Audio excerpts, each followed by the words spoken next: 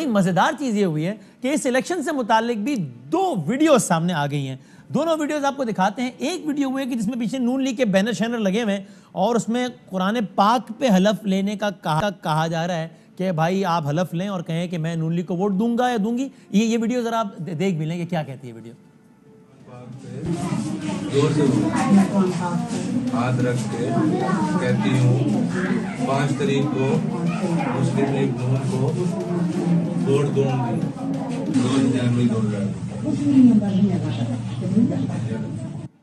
अच्छा, एक तो इस मौजूद से हटके, लेकिन मैं मतलब मुझे कह लेने दीजिए कि इस वीडियो पर तो बात करेंगे हम अभी कि क्या है असली है नकली है, क्या है इस पर सारी पार्टीज क्या कह रही हैं। लेकिन मुझे ये देख के और सुन के बहुत ही दुख होता है कि जितना आसानी से हम इतने बड़े बड़े मोतबर हवाले इस्तेमाल कर लेते हैं ना, कि मतलब कुरान, यानी भाई किसी ने तो बनाई है ना वीडियो, नून ने, पीटीआई ने, पीपल्स पार्टी ने, किसी ने भी, पाकिस्तान क्रिकेट बोर्ड ने, मतलब कुरान पाक पे, यानी वो क्या इतने आसान हो गए बात कि इस पे हलफ। या अगर आप खैर मेरी राय पूछें, जिसकी मेरी राय की कोई हैसियत नहीं है, लेकिन मैं अपनी राय देना चाहता हूँ कि हम तो ये सादिक और अमीन जैसे अलकाब जो कि हम सरकार दो आलम से मंसूब करते हैं, मुझे तो ज़्यादा और बड़ी हैरत होती है। मुझे लगता है कोई और अल्फाज अगर चुन लिए जाए कि मुझे अजीब लगता है जब कहा हाँ भाई आप सादिक अमीन हैं, नहीं भाई आप नहीं हैं। मतलब ये पता नहीं इतने बड़े बड़े हवाले इतने आसानी से इस्तेमाल होने चाहिए या नहीं, मेरे ख्याल में नहीं होने चाहिए, मेरी राय। खैर हम मौजू पर आते हैं दोबारा। ऐसी ही फिर एक वीडियो पाकिस्तान पीपल्स पार्टी के हवाले से भी आई कि जनाब पीपल्स पार्टी का ही ऑफिस है और वहाँ पे जो है वो 2000 रुपये में वोट देने को कहा जा रहा है। देखें ज़रा, वो भी देख लें। कहते हैं कुरान पे हलफ देकर 2000 रुपया दे रहे हैं। अब मेरे शोहर को मिल गया, मुझे क्यों नहीं मिला? पीपल पार्टी के दफ्तर में बेइंतहा राशि 2000 रुपया पर आईडी कार्ड पे मिल रहा है। अब ये सारी की सारी सूरत हाल है। अब इसके ऊपर रिएक्शंस बड़े इंटरेस्टिंग है। पीपल्स पार्टी ये कहती है कि नून लीग का ये काम है खरीदो फरोख्त करना, हमारा नहीं है। नून लीग पीपल्स पार्टी पे भी इल्जाम लगा रही है और पीटीआई पर भी इल्जाम लगा रही है। पीटीआई कह रही है कि भाई ये तो देखो वोट चोरी साबित हो गई, इस इलेक्शन को ही उड़ाओ। मैं आपको क्विकली बस बताता हूं कि इस सीट का बैकग्राउंड क्या है। ये भी अगर हम दिखा सकें, 2018 में जो इलेक्शन हुए हैं, मैं आपको राउंड ऑफ करके खाली नताइज बता देता हूं। परवेज मलिक साहब जीते थे इस सीट पे, जिनका ताल्लुक नून लीग से था। अभी 2018 में उन्होंने लिए तकरीबन 90,000 वोट, राउंड ऑफ करके बता रहा हूं 90,000 वोट। पीटीआई दूसरे नंबर पे आई थी, इजाज चौधरी साहब हारे थे 77,000 वोट। तो पीएमएल नून तकरीबन 13,000 वोटों से ये जीती थी। तीसरे नंबर पे टीएलपी थी, तहरीक लब्बैक थी, 13,000 वोट से। पीपल्स पार्टी पता नहीं चौथे पे थी या उससे भी नीचे थी। वोट तकरीबन उन्होंने लिए 5,000 वर्सेस 90,000 था, नून वर्सेस पीपल्स पार्टी। एक इलेक्शन पीछे आ जाए, 2013 में परवेज मलिक साहब भी जीते। 2013 में वो जीते 1,27,000 वोट लेके, 1,27,000 वोट लेके। पीटीआई दूसरे नंबर पे आई 41,000 वोट्स, यानी कि 2013 में नून लीग इलेक्शन जीती थी तकरीबन 1.25 लाख वोट के मार्जिन से, यानी कि तकरीबन 41,000 वोट्स के मार्जिन से, बल्कि उससे भी ज़्यादा, 40,000 वर्सेस 1,27,000। तो ये मार्जिन अच्छा खासा बनता है, आप जानते हैं। पीपल्स पार्टी के सिलेक्शन में कितने वोट थे? 4,000, 1.25 लाख वर्सेस 4,000। 2008 के इलेक्शन में नून लीग बहुत आसानी से ये मार्का जीत गई थी। हमारे साथ तीनों पार्टीज के रिप्रेजेंटेटिव्स मौजूद हैं, मैं बहुत शुक्रगुजार हूं। हमारे साथ अज़मा बुखारी साहबा पीएमएल पंजाब की स्पोक्स पर्सन है, thank you very much madam for joining us. Hassan Khawar साहब पंजाब गवर्नमेंट के स्पोक्स पर्सन है। इस नई जिम्मेदारी के बाद पहली मरतबा है हमारे शो में, तो आपको बहुत मुबारकबाद भी है। I wish you all the best, thank you for your time. और सैयद हसन मुर्तज़ा साहब पाकिस्तान पीपल्स पार्टी के को लीड करते हैं पंजाब के ऐवान में। तीनों का बहुत बहुत शुक्रिया हमें वक्त देने का। अज़मा बुखारी साहबा, स्टार्टिंग फ्रॉम यू, ये आपके ही बैनर्स लगे हुए पीछे और आपको ही वोट देने का वादा किया जा रहा है कुरान पाक पे हलफ लेके 5,000 रुपए देके। तो पीपल्स पार्टी कह रही है काम आपका है, आप क्या कह रहे हैं काम किसका है? आपका नहीं है। शुक्रिया बदामी। मैं तो ये कह रही हूँ कि तहकीकात होनी चाहिए और ज़रूर होनी चाहिए। हम ही वो पार्टी हैं जो आरओ के ऑफिस में पहले गए थे और जाकर वो जो पीपल्स पार्टी के दफ्तर के बाहर लाइनें लगी हुई थी, हमने कुछ स्टिंग ऑपरेशन नहीं किए थे इस तरह के। अच्छा। लाइनें लगी हुई थी, वहाँ पे लोग कह रहे थे कि ये हो रहा है। सो हमने आरओ को कहा कि जी इसके ऊपर ज़रा देखें, इसको नोटिस करें। और शाम को जो है वो एक छोटे से जो है वो कमरे के अंदर, जिसके अंदर खिड़की के ऊपर पर्दा लगा के तो वो फ्लैक्सें लटका के वहाँ पर ये काम हो रहा है। एक तो हमारा कोई ऑफिस ऐसा है नहीं।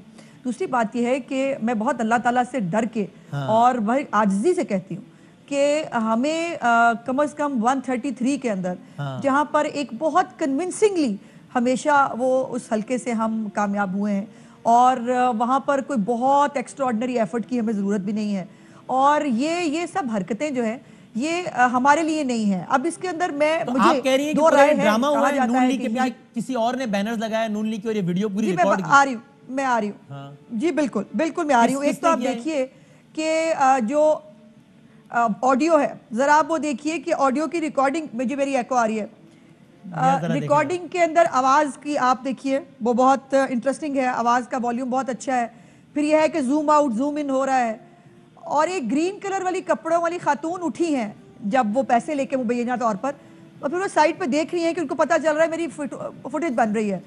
और कोरोना के दिनों में लॉरियों ने मास्क नहीं लगाए, वो जो हमारे लिए फुटेज बनाई गई उसमें सबने मास्क लगाए हुए हैं।